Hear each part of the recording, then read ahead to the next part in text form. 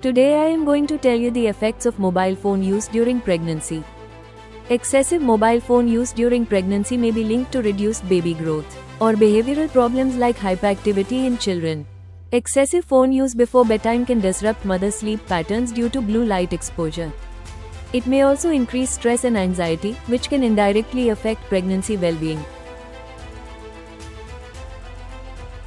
Limit the amount of time spent using your mobile phone during pregnancy. Keep your phone away from your belly to reduce potential exposure to radiation. Using speaker mode or headphones can reduce the amount of radiation absorbed by your body. Avoid using the phone while charging or keeping it close during sleep. Limit long calls, text or use voice messages instead. Turn on airplane mode when not needed, especially overnight.